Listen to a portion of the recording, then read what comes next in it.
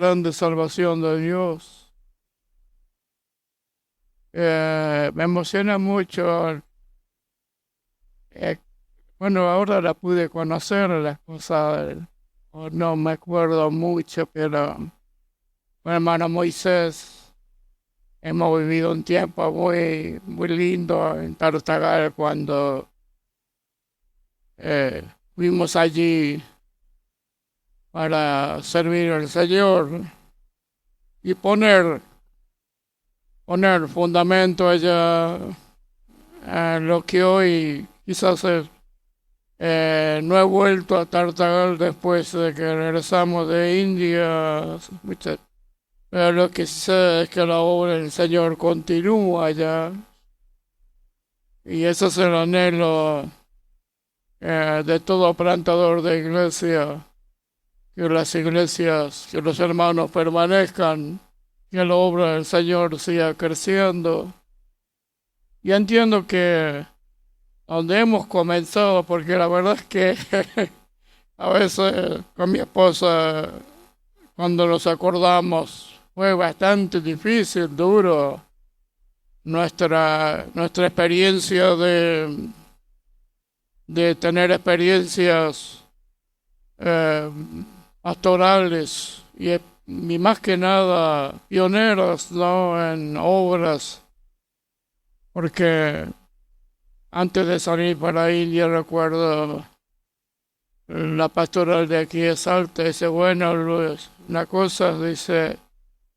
eh, una cosa es ser evangelista. Yo era en ese tiempo predicador itinerante, campañas, reuniones de avivamientos, y siempre mi inclinación fue hacia el discipulado. Así que una cosa es, dice, predicar mensaje de salvación, campaña, pero otra cosa dice, es fundar iglesias, comenzar iglesias. Así que esa era una condición. Si quieres ir a India, primero acá, muestren que tienen condiciones o capacidad para poder comenzar obras. Así que Tartagal, Catamarca fue nuestra primera experiencia. Fueron experiencias difíciles porque en sí no fueron trabajos netamente pioneros, sino ya habían fundamentos.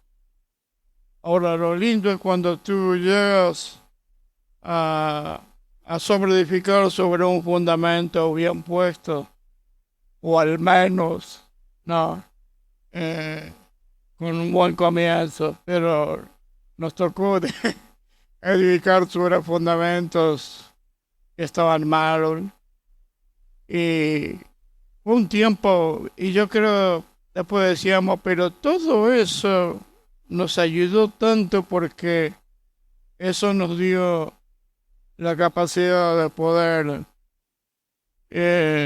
soportar y entender cosas internas de la obra de Dios allá en la India.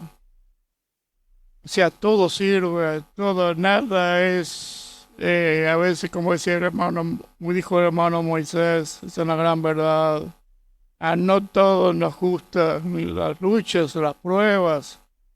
Es más, tristemente, eh, el evangelio que últimamente se está proclamando en las iglesias es un poquito así como resumiéndole, para de sufrir, ¿no? O sea, el sufrimiento no está visto. Es más, lo sacaron de la teología cristiana.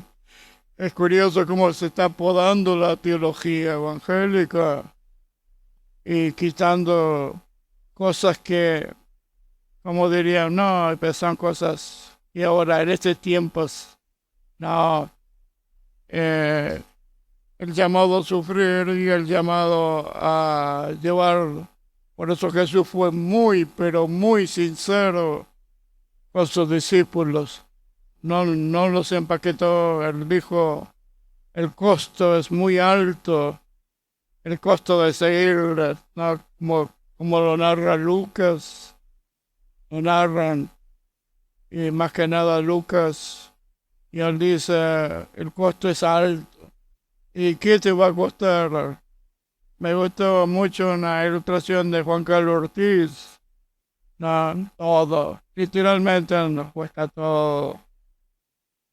No es popular, no es bienvenido en una sociedad materialista, una sociedad facilista, porque lamentablemente el hombre moderno cada vez quiere lo mejor, lo mayor con el menor costo, el menor tiempo, con más facilidad. Hoy ahora ya hasta máquinas están haciendo para que nosotros estemos sentados con el control y que venga, están haciendo robots para cada cosa. Bueno, allá con la nueva inteligencia, la, la robótica y toda esa cosa.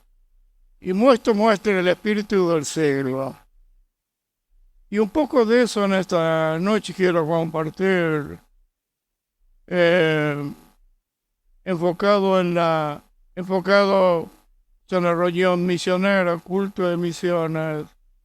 Y es un culto que consagramos exclusivamente para reflexionar, para orar, para animarnos y desafiarnos a no bajar los ojos de las naciones y a no olvidar nuestros obreros y a tener una renovación constante, ¿no?, del compromiso y la pasión, porque la misión se tiene que abrazar con estas dos cosas.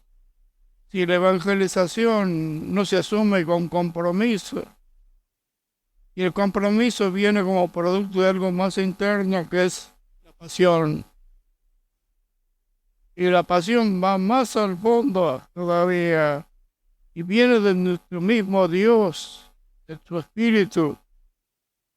Así que la obra misionera es la obra de Dios, es la obra del Espíritu Santo. Y, y en esta noche quiero enfocar, yo, a mí me toca, sé que últimamente, bueno, me tocan 2 mensajes por año, así que tiene que ser mensaje. Y yo al Señor digo, Señor, dame una palabra que sea orientadora, una palabra que nos dé directivas y que pueda venir a reforzar y en más a revolucionarnos un poco en cuanto hacia dónde estamos yendo. Siempre mirando, como dice Pablo, hacia el blanco. A mí no me gusta quedarme mirando al costado, ni mucho menos para atrás. No creo que somos llamados a conformarnos. Por eso San Pablo escribe en Romanos 12, clarísimo, dice, no se conformen, no se conformen. Y conformar significa amoldarse, tomar la forma, abrazar estereotipos y quedarnos ahí anclados en eso, ¿no? Y en esto un poquito ah, oro al Señor y ruego, Señor, que esto de no quedarnos conformados tampoco nos lleve al otro extremo que peligrosamente no está haciendo mucho bien a la obra de Dios y al Evangelio, que es el exitismo, ¿no?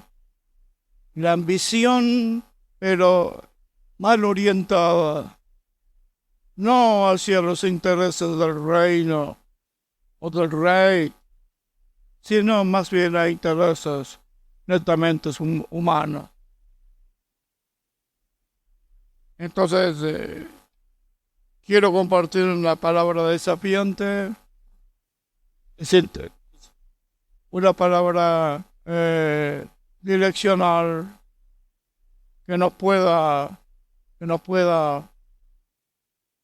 dar dirección Yo no puedo reemplazar, ni nadie puede reemplazar al Espíritu Santo, que es el encargado de esto.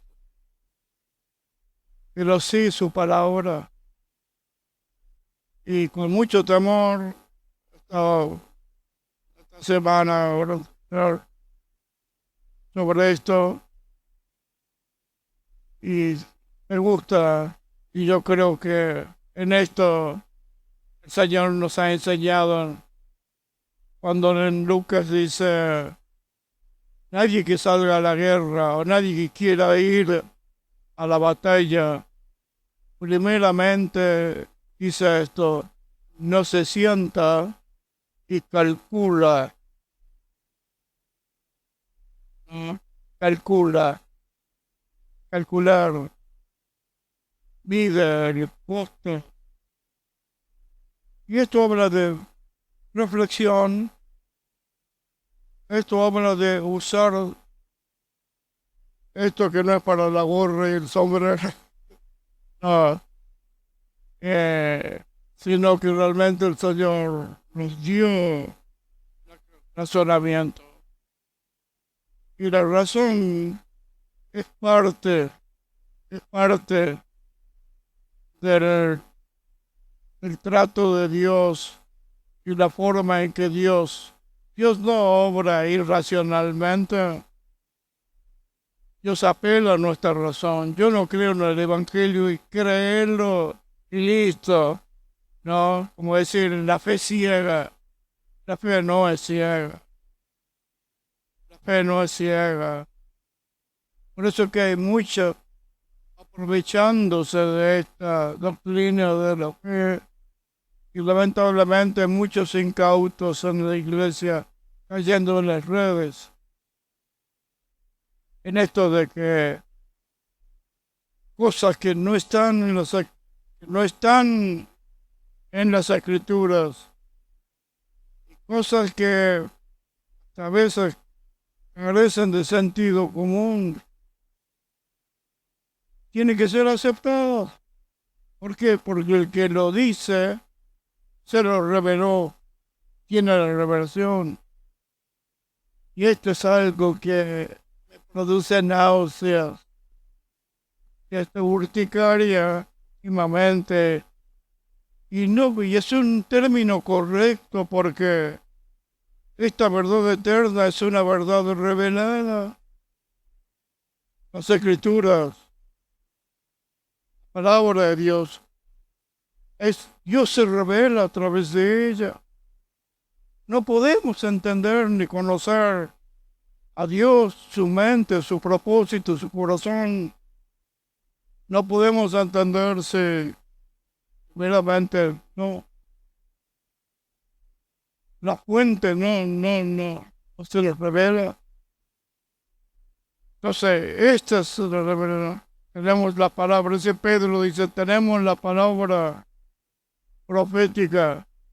Y al hablar de profética, no está solamente diciendo acerca del depositario o del profeta, sino cuando dice profeta tiene un carácter sobre de revelación. Tenemos esta palabra, dice, la palabra revelada más segura y en la cual nosotros hacemos bien. ¿En qué cosa dice? En dos cosas. Y estar atentos, dice una. Y lo segundo, velar en ella. Estar atentos y velar. Y es curioso que son las dos cosas que el diablo está atacando.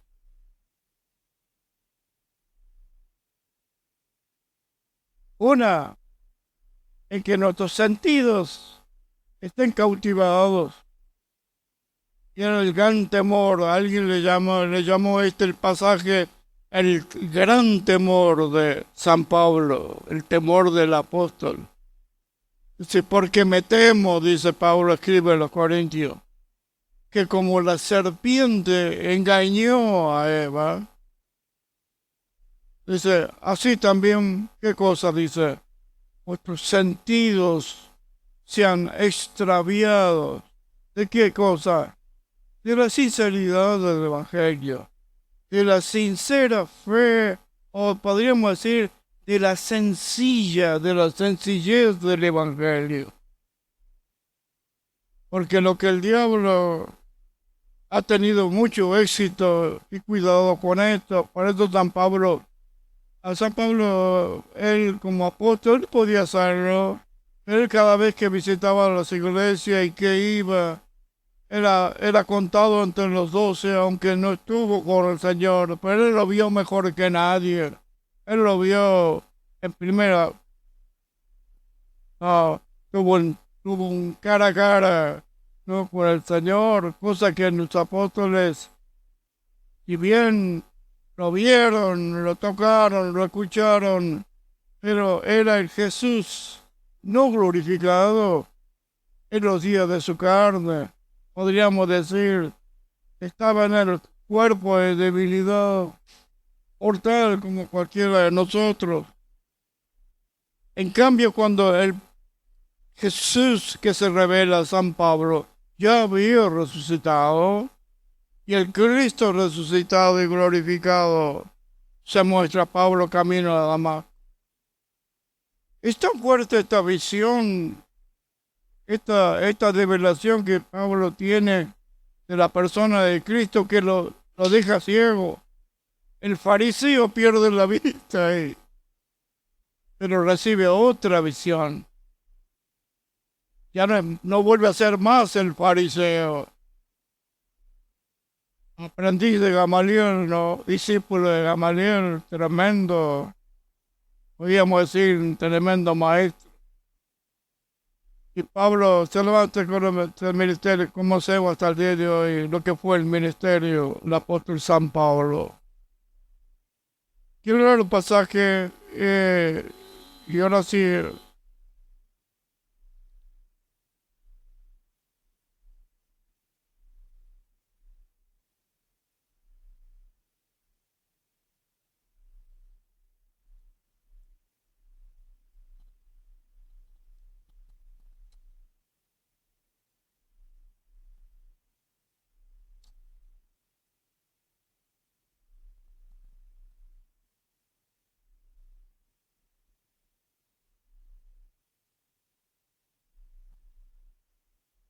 estas las notitas, porque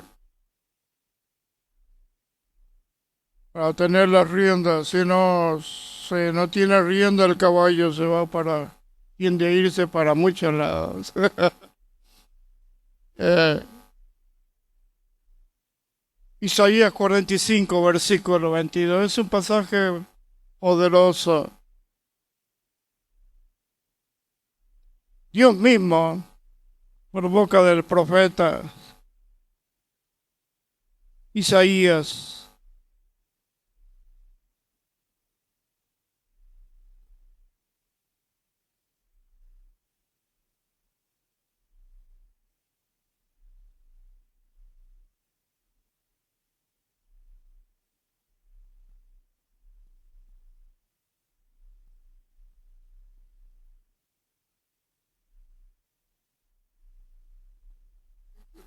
sí, de Isaías,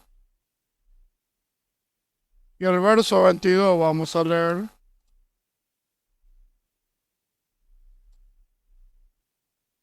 Aquí Dios habla por boca del profeta al pueblo israelita, amonestándole acerca de un pueblo que, habiendo conocido a Dios, termina adorando ídolos de madera y mezclándose con las creencias y las culturas paganas, las cuales Dios les había prohibido. La apostasía de Israel 45, versículo 22 dice: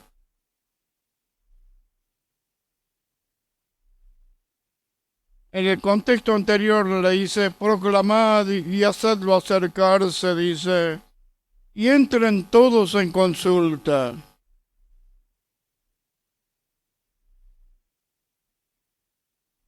¿Quién hizo oír esto del principio y lo tiene dicho desde entonces? Sino yo, Jehová.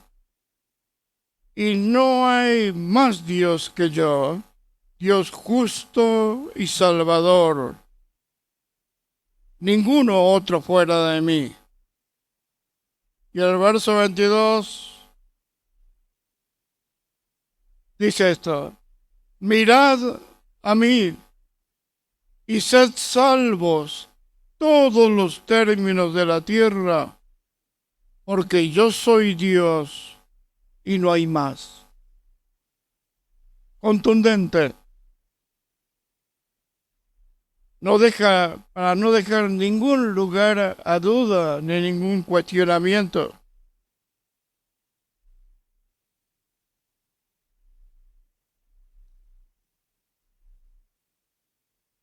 Y quiero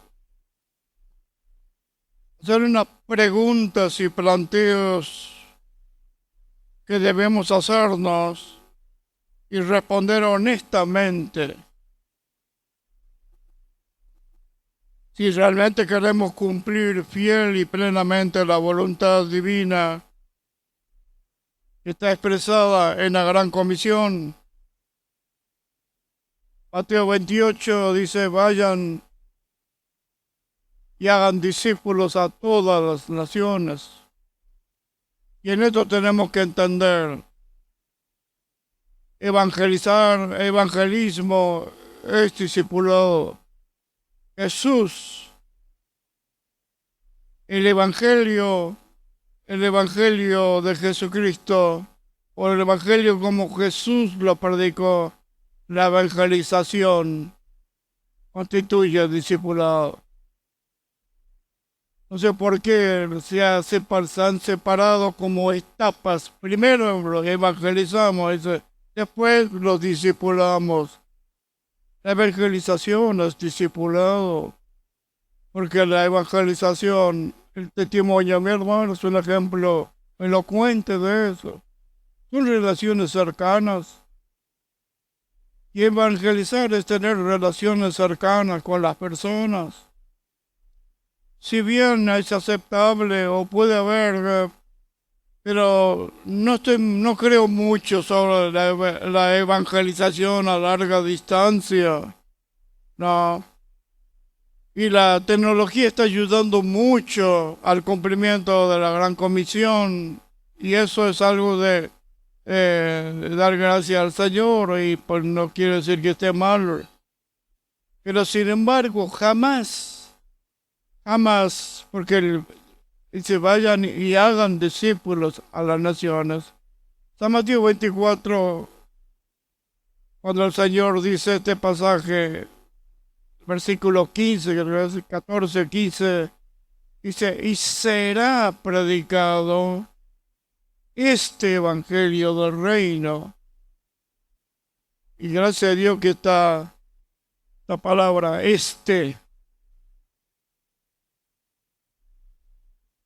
porque aparentemente hay muchos, pero dice este evangelio del reino. No solo porque diga reino de Dios, sino porque es el evangelio Cristo predicó. El evangelio de Jesucristo. Y cuyo contenido era el reino de Dios, la gracia de Dios, la justificación por la fe. Dice: ahora, la gran comisión, Mateo 28, 18 al 20, Hechos 1, 8, pasaje que lo conocemos, y San Marcos 16, 15. Uno habla evangelización, es discipular. Evangelizar el mundo es discipular al mundo. San Marcos 16, 15, y será predicado este evangelio del reino, dice, en todo el mundo. Le da la dimensión geográfica. El que creyere y fuere bautizado será salvo, mas el que no creyere será condenado. Habla de la evangelización, sí, en su sentido gráfico y en su sentido de qué es lo con qué nos confronta el Evangelio, con vida eterna o con condenación. No hay otro medio. No hay purgatorios, no hay cielos intermedios, no sé, o no hay laboratorio de limpieza donde el pecador se blanquea un poquitito y con el tiempo pasa a ser. Lo pasamos para allá, para el cielo. O es salvación o eterna condenación. Y Hechos 1:8, más medular, aquí habla acerca de que en qué poder se hace esta tarea. En qué poder es que Dios y que su iglesia hace esta tarea. Pero recibiréis poder, dice, cuando haya venido sobre vosotros, ¿quién? El Espíritu Santo. Y me seréis testigos. Texto original correcto griego dice, en no solamente Jerusalén, sino en toda la Judea, como en Samaria y hasta los confines de la tierra. Para sacarnos de esa tradicional interpretación de la evangelización progresiva, ¿no?, al correcto que es una evangelización simultánea, evangelizando aquí en casa como allá en el continente, en el otro continente, en todas las naciones de la tierra. Hechos 1:8. Y San Marcos 24:15 dice, y será predicado este evangelio del reino en todo el mundo, dice, para testimonio. Por testimonio o para testimonio. ¿Qué es lo que contó mi hermana o los que? A ver, levante la mano los que no se callan. ¿Usted se calla? ¿Siente vergüenza, temor o en el trabajo nadie sabe que usted es evangélico o cristiano?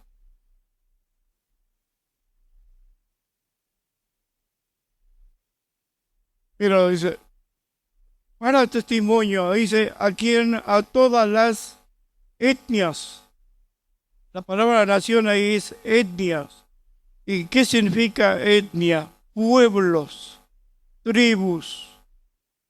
Si lo clasificamos por linajes, por sangre, descendencia, y por idiomas, lenguas y lenguas.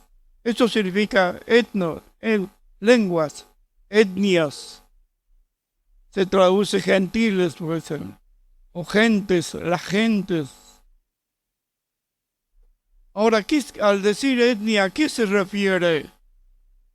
A que la evangelización correcta y la evangelización efectiva es la que se hace, ¿no?, oíamos así, cuerpo a cuerpo, la cercana, la presencial.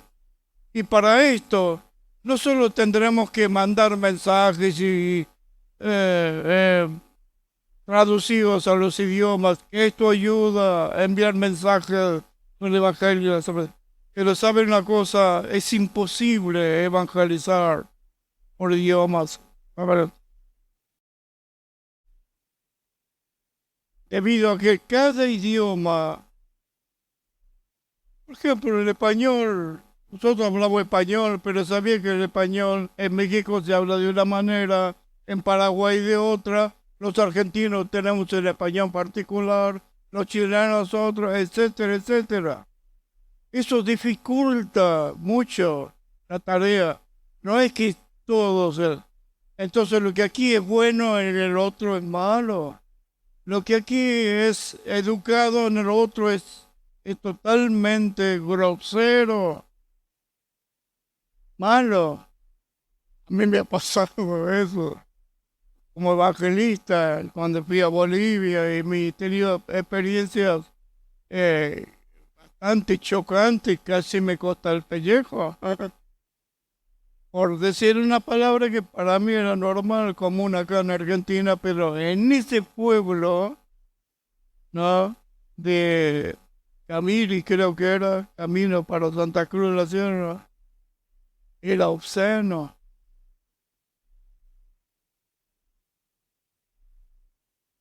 ¿Por qué digo esto? Nunca la tecnología podrá reemplazar a la persona. Por eso es que tenemos que enviar personas para que vivan con las personas y les hablen a estas personas en donde quiera que se encuentren. Eso significa el testimonio en toda la nación. Ahora, todo esto lo sabemos, pero tenemos que honestamente hacernos esta pregunta, y esto es lo que quiero. Tres preguntas y planteos que tenemos que hacernos sinceramente si realmente queremos ser efectivos al hacer esta tarea. Como iglesia hemos vivido un proceso y un proceso que ha sido bueno. Dios se ha tomado su tiempo. Dios es el que tiene el cronómetro, ¿sí? Y Él sabe. Y en ese proceso, la iglesia, hoy por hoy, puede tener sus primeros propios obreros, como hemos escuchado en las noticias y pedido de oración de Matías, y a la vez apoyar a otros obreros, y también algunos que ya están expresados sus llamados y están orando en búsqueda a salir a futuro al campo misionero. Pero de ser una iglesia que apoya misiones, a ser una iglesia en misiones, o sea, para convertirse en una iglesia enviadora, con envío, ¿cómo se dice? Con envío correcto.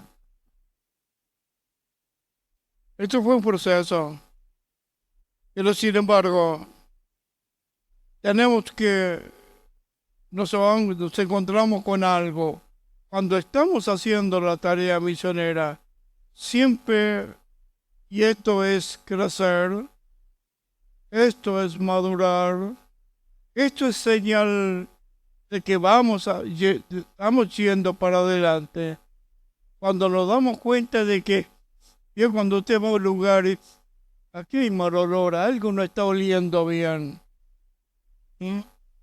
O como dijo el pastor, uno entra en el ambiente, y si hay un ambiente donde la atmósfera, donde el espíritu se está moviendo, no, entonces discernimiento espiritual. Pero cuando vamos desarrollándonos y madurando, nos vamos dando cuenta que vivimos momentos, nos sentimos felices, comenzamos a ver el resultado del esfuerzo y cómo el Señor está respondiendo a nuestro trabajo. Pero sin embargo nos damos cuenta que con el pasar de los años diciendo, bueno, todo bien, pero ya no me satisface.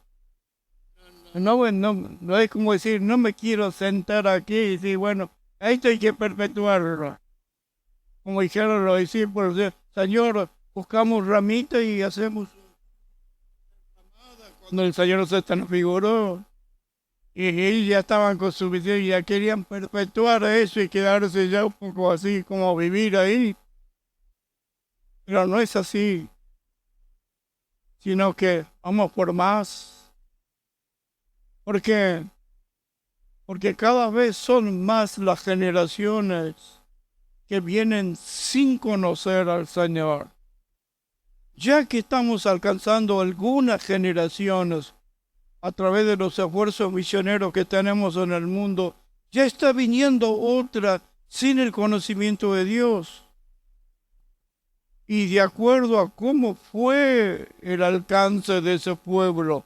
Por eso en esto es muy importante lo que quiero compartir con ustedes, que si vamos a enviar misioneros, que si vamos a hacer la extensión desde Argentina, Latinoamérica, hacia Asia, hacia Europa, hacia la Europa del Este, los Balcanes, o la Europa occidental, a donde quiera que sea, África, que realmente podamos enviar obreros que vayan con un evangelio correcto, con una visión clara, fuerte y decidida de hacer discípulos, de producir movimientos multiplicadores, que sigan ese proceso hasta el día del Señor.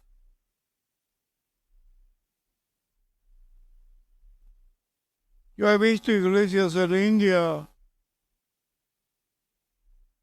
que están repitiendo procesos que aquí ya se descartaron. Y están comprobados que, no sé si sirvieron, entretuvieron un tiempo, pero no sirven para realmente llevar adelante a mayor crecimiento. ¿Y quién se los trae? Pues yo digo, ¿qué evangelio está allá? Yo le dije a Sharma antes de venirme, y yo le hablé un poco como Pablo le dije en el discurso de Mileto. No me quisieron Pablo, pero cuando tiene plantado iglesia y ve, uno le da el consejo a futuro para que ellos tengan solidez y no se muevan de una visión. Digo, ¿estás seguro? La visión es multiplicar movimientos plantadores de iglesia. Que nadie te saque de esto. Sé que después va a venir y así sucedió, así sucede. Siempre va a haber gente que hoy tenemos una especie de no sé si llamarle movimiento, pero hay personas, eh, hay organizaciones que no sé si nos interesan, pero que no están dispuestas a ser pioneros. Si no quieren algo ya, como diciendo, como el tordo, ¿eh? Busca un nidito que ya está hecho, ya tiene pichones. Entonces, ¿qué quiere? Quiere venir ahí y comenzar a hacer por lo que entiendo decir. Pablo decía, antes se recomienda al apóstol San Pablo, muy forcé, en no predicarle, no anunciar el evangelio donde ya fue anunciado. ¿Para qué dice? Y esto San Pablo sabía lo que decía, para no edificar sobre fundamento ajeno. Para no edificar sobre fundamento ajeno. Y le dije a Shalma, mira, en Occidente, allí, porque era triste, yo a veces me daba vergüenza cuando le contaba a los hermanos los excesos que se están haciendo en este lado del mundo, en algunos lugares. Y es triste, muy triste y lamentable esto. Ellos decían, ¿qué? Oh, y decían, pero porque ellos, digo, pero ¿saben qué? Le digo, esto, si no cuidamos, y si no nos cuidamos, si no velamos, como dice San Pablo, si no velamos y mantenemos los ojos abiertos, vamos a venir. Y dicho y hecho, hay muchos lugares donde ya están tirando sacos y montando otras cosas y perdón. Y se leuda el evangelio. Le dije a Pablo, mantenete en esto. Pastor Satirio Santo, cuando entregamos la obra, y yo le dije al Pastor Satirio, Pastor, le digo, esta obra ha sido muy forzada, sacrificio, hizo un esfuerzo muy grande de Argentina. Y esta obra es el esfuerzo, el fundamento lo puso la Iglesia Argentina, porque él venía la visión hacia Bután y él vio el potencial en nuestra iglesia y dice, yo quiero unirme a la visión. Bueno, está bien, yo dije, está bien. Ya ver el tiempo que nos teníamos que venir, porque nuestra hija hizo crisis en educación y teníamos que decidir, ¿la dejamos sin educación o continuamos en India? Entonces era el momento de decir, bueno, y sé que y es un hombre de Dios, el pastor Satirio, y sabe que queda en buenas manos. Y le dije, pastor Satirio, le dije, esta obra yo luché mucho para que ellos aprendan a depender de Dios, la dependencia de Dios. Porque es muy común en Asia ver esto, en India, en África. Normalmente los obreros indios y africanos se apegan a los extranjeros, porque, bueno, unos fuertemente, pero normalmente la gente busca el apoyo económico extranjero. Entonces yo le dije, Pastor Satirio, esto aquí, porque se hicieron las misiones inglesas, la presencia foránea, la dependencia del extranjero, que la iglesia nunca llega a depender del extranjero, sino que la iglesia aprende a depender del Señor. Y yo le dije, pastor, esta es nuestra visión. Yo quisiera que usted, él tenga interés de apoyar. Queríamos darle apoyo a algunos obreros para que se dediquen a full time, porque eran buenos obreros, plantadores de iglesia, pero tenían sus plantaciones de arroz, tenían sus animales, estaban a mitad de tiempo. Para que estén a todo tiempo, le digo, bueno, si le va a hacer una ayuda para que sus obreros puedan dedicarse a mayor. Y le dije, no más, por favor, máximo 3 años, no más. En 3 años ellos tienen que lograr el autosostener, porque ese fue el enfoque. Cada iglesia tiene que apoyar a su pastor. Claro. Y el pastor Satirio lo hizo, gracias al Señor. Y hoy por hoy la iglesia sostiene a los obreros, la autosostener. Pero el planteo que tenemos que hacer no es, como discípulos de Jesucristo, porque eso significa ser cristiano.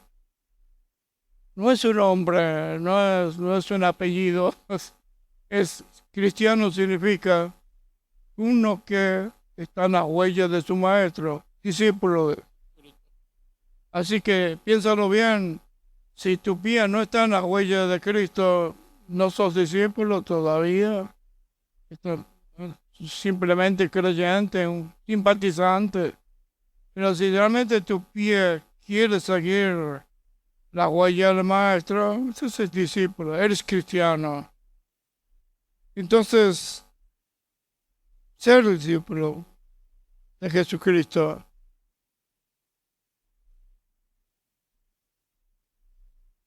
La pregunta y es una pregunta muy chocante, te va a choquear. Y algunos dirán, pero ¿cómo nos pregunta esto? Es una pregunta que yo mismo me la planteo. Y ojalá que en todo lo que es el mundo evangélico, nos hagamos especialmente quienes están liderando misiones, organizaciones misioneras, etcétera. ¿Será posible hacer la obra? ¿Será posible cumplir la misión de Dios efectivamente sin Dios?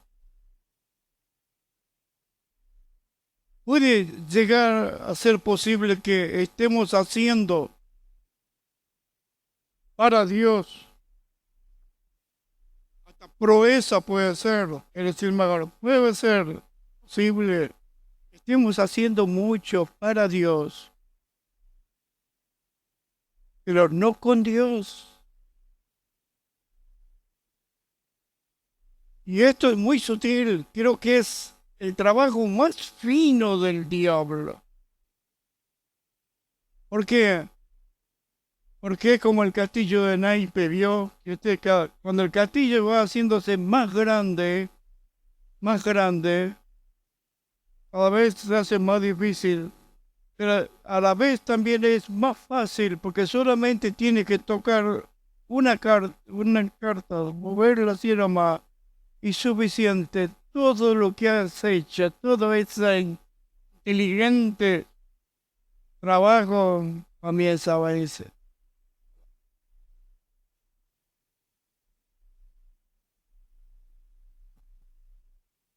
Hacer la obra de Dios en Dios, misiones, sin el Dios de las misiones.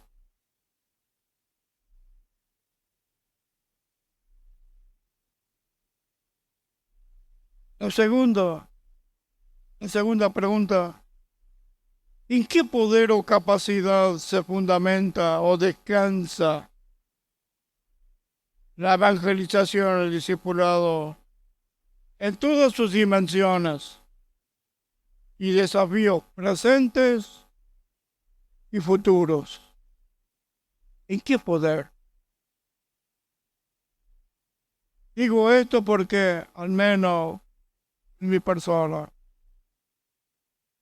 me gusta analizar, no solamente quedarme, sí, estamos. Pero a la vez, como dice el Señor, vamos a la guerra, estamos en una guerra, ¿estamos de acuerdo? Estamos en una guerra. O usan lo que hacen los predicadores de ahora, díganle que está al lado, estamos en una guerra. Ya pasó eso, ya fue esa moda. Pero estamos en una guerra. No es juguemos en el bosque mientras el lobo no está. El lobo está, sí, sí que está. Estamos en una batalla. Misiones es batalla. La evangelización es lo que más odia a Satanás. Si hay algo que Satanás hará lo posible y lo imposible de su parte, movilizará todos sus recursos, toda su inteligencia, toda su sagacidad, su sutileza, su maldad, para impedir, bueno, no sé si impedir, pero para frustrar. Porque sabe una cosa, el diablo sabe que se va a hacer. Jesús dice, y será predicado este evangelio. Así que aunque al diablo no le guste, esto va a ser así. Pero sin embargo, él quiere, como diciendo, quiere manotear hasta el último momento como el abogado, ¿no? Hasta el último manotazo. Él va a dar cualquier cosa, todos los tesoros del mundo, todo lo que desees. Te lo doy si postrado me adorares, porque a mí me ha sido dado y a quien quiero yo se lo doy. Entonces, ¿en qué poder descansa? Es otra cuestión para despertar nuestra inquietud, para que pensemos. Estamos haciendo misiones, gloria a Dios. Estamos llegando a la África, llegamos a India, estamos llegando a través de obreros adoptados allá en frontera de Myanmar con Tailandia, Sierra Leona, el Congo, etcétera, etcétera, lugares, Bolivia y los que vendrán todavía. Todo eso. Pero ¿en qué poder? ¿Cómo? ¿Y en qué descansa? Sostiene esto. Y lo tercero es, ¿por qué? ¿Por qué, ¿Por qué todavía en los pueblos y naciones, sin el conocimiento único del único Dios verdadero, por qué siguen perdidos todavía? Tenemos, según las últimas estadísticas de alcance global, sí ha avanzado, pero la triste realidad que el avance de la tarea misionera en todo el mundo no logra impactar en cómo se está desarrollando, no solo cuantitativamente la superpoblación y todos estos problemas que tenemos de inmigrantes y emigrantes, las guerras que tenemos que están ahí por medio. Todos conocen lo que está pasando en Ucrania, ¿sabe lo que está pasando en Ucrania? Medio Oriente, la crisis allí en Líbano, y etcétera. Y puedo mencionar un montón de cosas. Pero nos damos cuenta que nos está faltando mucho todavía. La iglesia no, y la iglesia en todo esto podríamos decir, está al 100% respondiendo a esto, y ese es el problema. Por eso la pregunta, ¿por qué? ¿Por qué siguen sin alcanzar? Nos vamos a morir nosotros, el pastor, yo, y no sé si ustedes, no sé si habrá otra generación, yo tengo dudas que sus nietos van a venir, Cristo viene. Viene pronto. Es impresionante como todos los días paso más al Armagedón, paso más. Recuerde que Armagedón no es en la segunda, no es en el levantamiento de la iglesia, es a mitad de la gran tribulación. Significa que vendrá la grande tribulación. ¿Y esta cuándo va a empezar? Todavía no es nada lo que estamos, son principios de dolores nada más. Pero saben la que se vienen. Por eso muchos no me quieren, por eso no me dan lugar en este lugar. Me sacaron de las conferencias, me prohíben, no, nunca más me quieren ver. ¿Por qué? Porque les desarmo. Desarmo, ¿en qué sentido en esto? En que maravilloso, increíble, fascinante lo que viene. Usted no se imagina las maravillas que vi. Claro, y nosotros contentos y felices. Pero por otro lado, las escrituras nos dicen lo contrario. El cumplimiento de las profecías día a día nos dicen lo contrario. Pero nosotros, y al final, ¿a quién hacemos caso? ¿A la Biblia o a la que nos dicen los mensajeros de la felicidad? Ahora usted, mi gran hermano, usted es un amargado. Usted está en contra de la felicidad. No le gusta. Nunca lo vemos feliz, hermano Luis. Siempre con la misma cara larga como alpargata del 8. Cosas así. Empanada de simoca. Pero no. Sin embargo, es la realidad. La cruda realidad. Tenemos que enfrentar la cruda realidad, hermano. El niño está feliz con Disney. El niño está feliz mirando la fantasía que tiene adelante. De repente viene el papá y le paga el televisor, bueno, listo, a hacer las tareas. Y y diga, pues como que lo bajaron Y un poco la iglesia hoy está así. Por eso que muchos líderes han optado por satisfacer las demandas afectivas, dicen, de la gente. Hay que darles todo lo que afuera no se les está dando. La gente está herida, la gente está dañada, la gente está sufriendo. La pregunta es, ¿cuándo no lo estuvo? En todas las edades esto ha sucedido. Ahora es verdad, es mucho más profundo, es fuerte, pero sin embargo, el efecto que el Evangelio hacía hace 3 décadas atrás es diferente al que lo hace ahora. ¿Por qué? Porque el adicto nunca lo va a satisfacer, nunca va a terminar, siempre necesitará otra dosis más, y no la misma, sino mayor todavía, mayor. Por eso la búsqueda de lo más, de lo como diciendo, bueno, ¿por qué todavía siguen sin alcanzar? ¿Por qué cada generación que conoce? Las respuestas sí deben ser muchas. Yo no quiero tener todas las respuestas. Las respuestas y los por qué son muchas. Y las venimos tratando de hace décadas. No crea que soy muchos. Siempre han habido hombres y mujeres que se han sentado a calcular y a mirar lo que necesitan para la batalla. No se quedan solamente con lo que se está viviendo, nada más.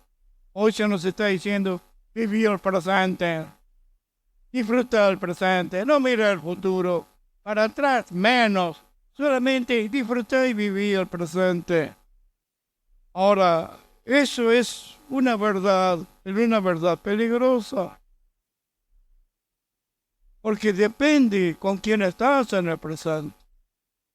Depende en quién estás en el presente. Es relativo, en ese aspecto es relativo.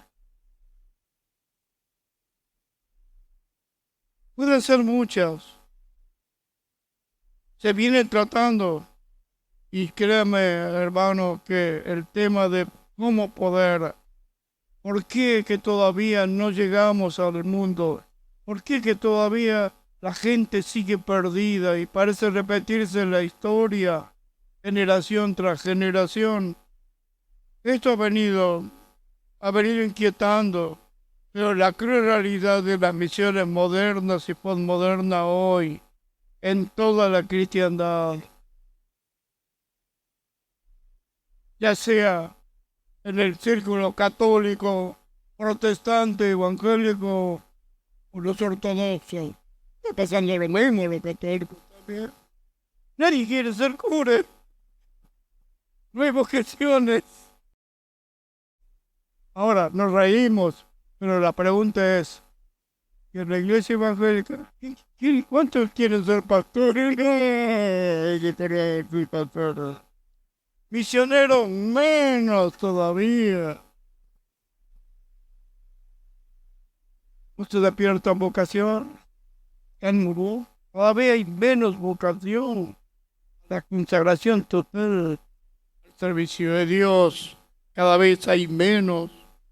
Celebramos congresos, consultas para la reflexión misionológicas, conferencias, seminarios para dar herramientas ministeriales para la elaboración de estrategias para que maximicen y aceleren el avance de las misiones, etcétera, etcétera, etcétera. Pero todos estos esfuerzos apenas han movido, sino que en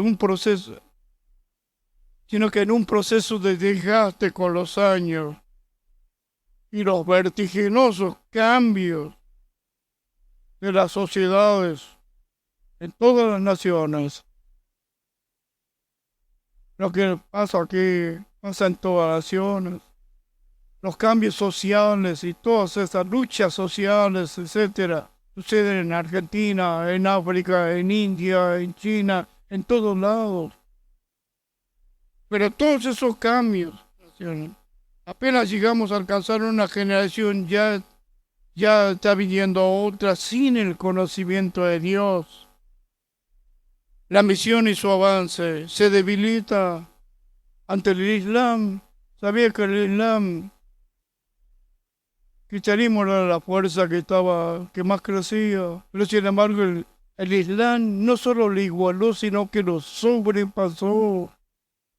Y es increíble el crecimiento y el desarrollo de la fe islámica. La gente se está convirtiendo al Islam, mucho lugar. Y esto sin mencionar que también, y esto parece un juego de palabras, el occidentalismo, no, el orientalismo occidental. ¿Qué es este orientalismo occidental? Y son las supuestas prácticas y creencias que ahora salen, que son populares, donde toman lo que le conviene, ¿no? Del budismo, del hinduismo, y lo aplican a sus deseos materialistas, consumistas de Occidente. Si usted quiere conocer el hinduismo, vaya a la India. Si quiere ver de verdad, el budismo, bueno, vaya al Tíbet, váyase, qué sé yo, a los países donde el budismo es mayoría. Y ahí podrá ver cómo es que funciona en la vida y en la práctica estas creencias. Pero sin embargo, aquí lo que llega es trucho. Lo que llega acá es para llenar los bolsillos de estos pseudo sadhus y maestros iluminados y qué sé yo, que lo único que hace es enriquecerse con la ignorancia de la gente, que busca algo de paz, algo que llene el hueco que nada lo llena, algo que logre rebalsar el saco roto, la insatisfacción. Todavía el cristianismo protestante no ha superado el problema de la unidad, en el amor y el espíritu, y en el espíritu del vínculo de la paz. Y creo que medularmente aquí se encuentran las misiones se están haciendo y se hacen, está desarrollando, pero sin embargo, el tema es, ¿somos uno realmente en esta tarea? De la iglesia, como dije al principio, al 100 en esto, sigue siendo la tarea no solo inconclusa, sino que la obra misionera sigue siendo como la oración, la cenicienta de la iglesia.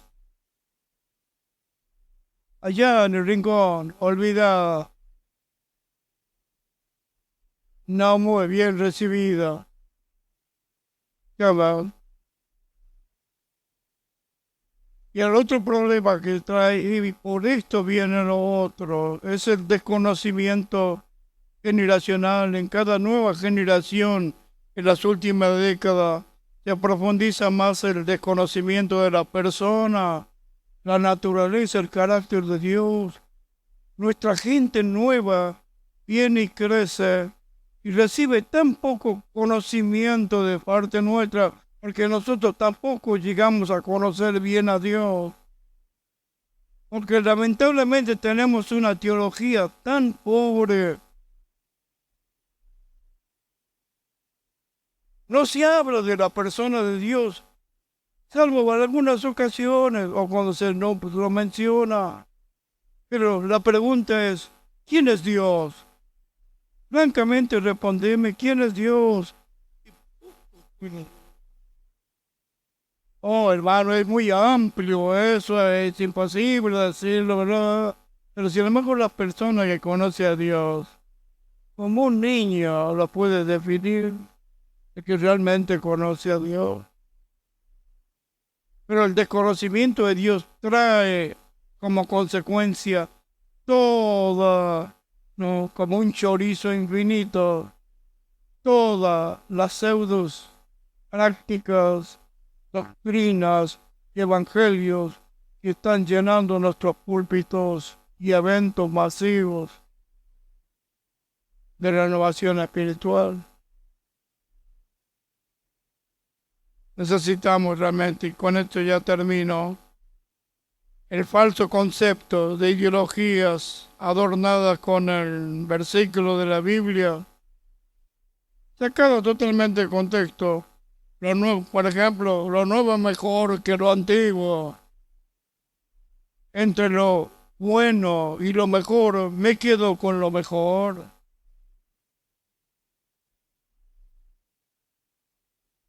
¿Por qué? Porque es nuevo. Lo nuevo, dice, el nuevo siglo globalizado no se puede enfrentar, sí, con lo viejo, con lo antiguo. Ahora cuando se le pide definir qué es lo viejo, qué es lo antiguo para estas personas que enseñan esto, que están divulgando y proliferando esta ponzoña. A ver, ¿qué quiere decirme con antiguo y con viejo? Y están hablando del evangelio sencillo. Del evangelio, como podríamos decir, al pan pan y al vino vino. Y Pablo advirtió acerca de esto. El que habla más complicado, y aquí dice Pablo, aquellos que tiene, pues, se dedican más a la genealogía, a las genealogías, yo que son largas, ¿no? Y a los discursos de muchas palabras complicadas, en pocas palabras. ¿Esto qué es? Agua. Es agua. Pero sí, debe decir, no, bueno, porque la molécula del hidrógeno comienza a descomponer químicamente el agua para tratarme de decir también lo que es el agua, pero de qué manera, de una manera más complicada, más compleja. Y en ese enredo de ideología y de palabras, las personas se confunden. ¿Y cuál es el problema? ¿Por qué no avanzamos? ¿Por qué no logramos tener el impacto que tendría que tener en la sociedad de la iglesia hoy? Porque nosotros mismos estamos confundidos. Todavía no hemos aprendido la letra A del Evangelio, que es el amor. No somos uno. Hemos hecho cercos, muros y barreras. Es el éxito del diablo del pasado, que es la creación del denominacionalismo. Ahora otros más inteligentes no ponen muros, ponen alambrados. ¿Y qué hace el alambre? ¿Cuál es la diferencia entre un muro y un alambre? Es que el alambre puedes escuchar al otro. Y el alambre por lo menos puedes verlo al otro. Y hasta por ahí pasar el dedito y tocarse, ¿no? Ser un poquito, como decir, es una manera más inteligente de poder mostrar una unidad un poquito más cercana que un muro. Pero no es unidad. Hasta que no seamos uno, el mundo no va a creer que Jesucristo será enviado. Olvidémonos del mundo, su totalidad alcanzado. Pasó el proyecto AD 2000, pasó un montón de proyectos de alcance global del Evangelio. Todos terminaron y quedaron, no digo en el fracaso, hubo avances, contactos, se lograron cosas. Pero ¿qué pasa? ¿Pero por qué no logró a la meta final? ¿Por qué no llegó? Porque cada esfuerzo, como decía Billy Graham, se hicieron más de 600 esfuerzos misioneros para alcanzar el mundo y todos fracasaron. ¿Por qué? Porque cada uno era hecho con su frasco, con su etiqueta, con su nombre. Eran esfuerzos denominacionales. Las asambleas de Dios va ganando el mundo. qué sé yo, iglesia metodista ganando el mundo, presbiteriano ganando el mundo, anglicano ganando el mundo, y etcétera, etcétera. Olvidemos. Yo creo, hermanos, y con esto, y este es el final de mi discurso, el mensaje, que si queremos ser efectivos, queremos alcanzar, al menos como iglesia, si los demás no lo quieren, bueno, lo haremos nosotros, porque al final puede esperar. Y los que aman, no, hasta que todos nos respondan, yo espero, no. Pero ¿cómo lo vamos a lograr? Sencillamente respondiendo a la primera pregunta. Si nos damos cuenta que lo que estamos haciendo ya lo hacemos por inercia, porque lo sabemos hacer, porque ya tenemos un poquito del conocimiento básico asumido, ya sabemos cómo se hace el tema de misiones y listo, y nos quedamos aquí y seguimos con esto. Pero sin embargo, la pregunta es, y tenemos que hacernos, Señor, ¿dónde estás en esto? ¿Dónde estás, Señor, en lo que estamos haciendo?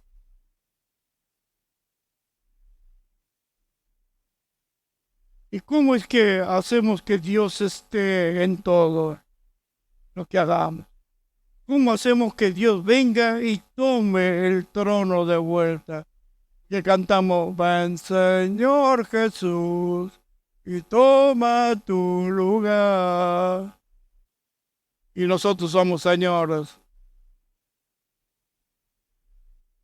Ya tenemos todo cocinado. Ya tenemos nuestro programa, tenemos nuestras organizaciones, etc. Pero es algo, Señor, pero ¿cómo hacemos a Dios Señor? Esta es la misión. Porque recuerde, es la misión de Él. Y nosotros estamos asociados a la misión de Dios. Entonces, hagamos que Dios esté en todo. ¿Y cómo lo vamos a hacer? Sencillo. Volviendo a la fuente, haciendo todo en consulta, en dependencia, en reflexión.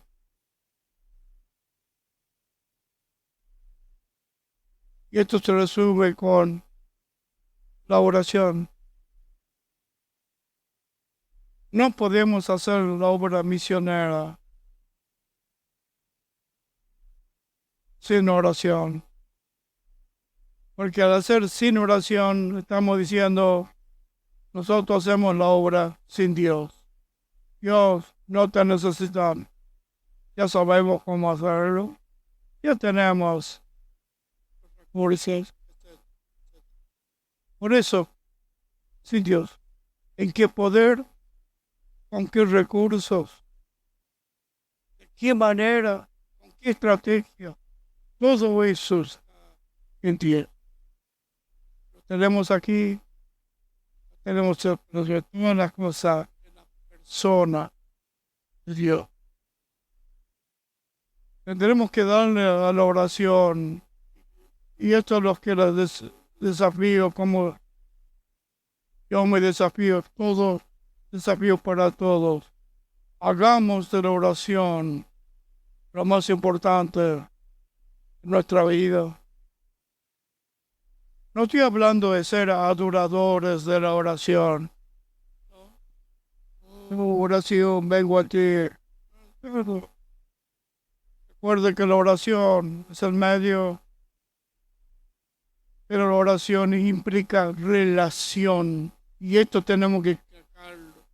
Parece que algunos con el tema del término oración lo ven en el ángulo ritual de la religión.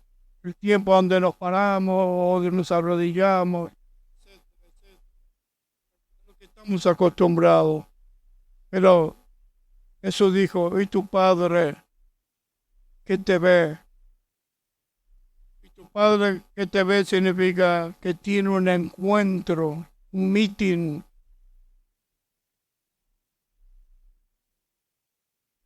Y recompensará en público.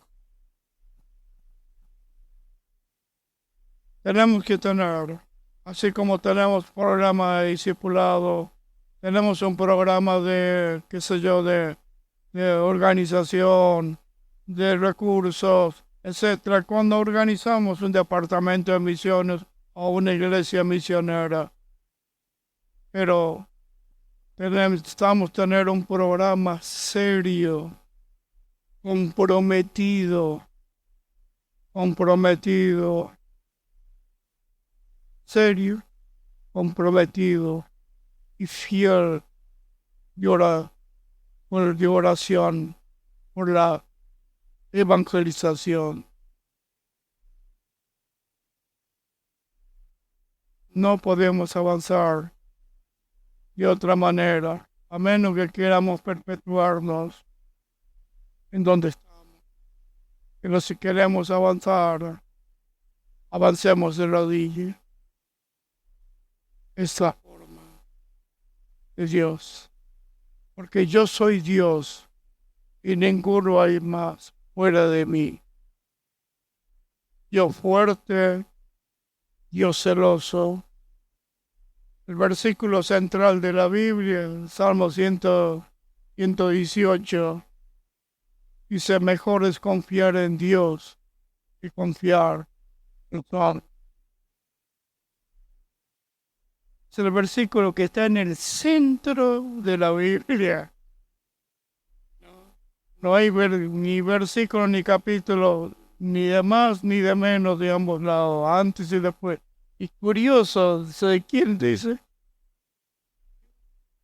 Mejor es confiar en Dios, confiar.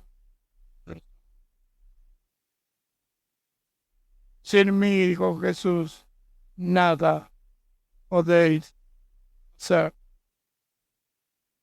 Hagamos la tarea misionera a la manera de Dios.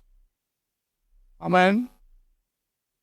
Pregunta es, hay una reunión destinada a la oración por las misiones.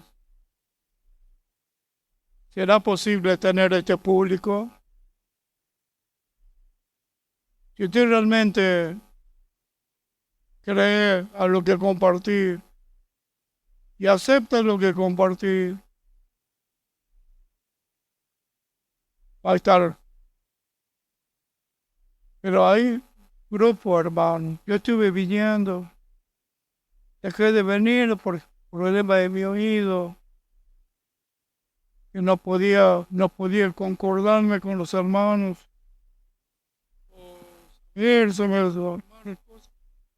Por eso necesitamos organizar una oración. Bien, esto no hay ningún pecado. Bien planificada. Hay excelente material de cómo tener un programa de oración misionera en la iglesia. Ahora por el congreso que va a haber de misiones, hay una guía de oración, de intercesión por los pueblos. Y eso se puede hacer los jueves. Qué mejor que toda la iglesia orando. Ahora, por razones de trabajo, dirán algunos, yo no puedo, yo los jueves no puedo. ¿Dónde está? Se puede buscar. Pero la verdad, si yo quiero algo, lo voy a hacer encajar como sea. Si yo digo, hermano, es que el tiempo no me alcanza, bueno, mejor que así tendremos que fabricar tiempo. Pero tenemos que hacer. Esto es vital. Si queremos avanzar. Amén. Ponemos en pie. Oramos al Señor.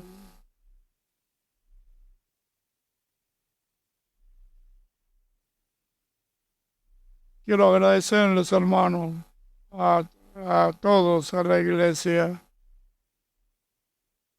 por el apoyo que brindan, ¿no? Con su presencia, con sus ofrendas, con el estímulo, etcétera, hacia la tarea misionera. Y animar. Este mensaje, si bien es muy desafiante, y sé que quizás te haya chocado, y si a usted le dolió, está bien porque cumplió el propósito. Porque el tema es, como decía el evangelista Marcelino Romero, que algunos somos como el pato, nos mojan, nos tiran agua, pero nunca nos mojamos. No sentimos nada. Que no se pudo realmente sentirse molesto porque hubo convicción. Porque esa molestia lo va a llevar a algo mejor. Gracias, porque sé que hay hermanos que están orando en sus casas. Yo sigo orando. Los jueves yo me uno y 2000 horas. A mí me cuesta llegar, sinceramente le digo. Tengo problemas en mis piernas. Y para mí, pero si realmente se va a hacer una reunión seria, una reunión que tengamos, que no vengamos y nos miremos las caras todos y digamos, ¿y ahora qué? Sino que sepamos por qué venimos, ya sabemos por qué venimos. Si por anticipado llevamos teniendo, o cada uno va preparando, orar como la iglesia primitiva. Cada uno se paraba espontáneamente, oraba. Otro lee un pasaje de las Escrituras. Los hermanos lo están haciendo aquí. Y yo le agradezco a estos hermanos. Son un ejemplo. Pero es triste, 4 o 5 personas nada más. ¿Y dónde está el resto? Bueno, cada uno podrá decir sus razones. Pero la luz de la eternidad, hermano, la pregunta es, ¿esas razones van a servir para justificarnos? Y animo, por favor, sí, a hacer. Algunos sé que realmente no pueden porque a esa hora están en sus trabajos. Está bien, sé que un tiempito ya también podemos unirnos, buscar la manera de poder unirnos, aún los que estén trabajando, con los que pueden venir, pero tener esa oración constante y buscar presencia, manifestación del Espíritu Santo. Que el fuego, una oración bien inspirada, movida por el Espíritu Santo. Porque eso hace más que cualquier otra cosa. No tenemos idea de lo que el poder de Dios puede hacer. No importa lugar, distancia, circunstancia. Es increíble. Pero Dios opera y Dios hace milagros. Y Dios rompe cadenas.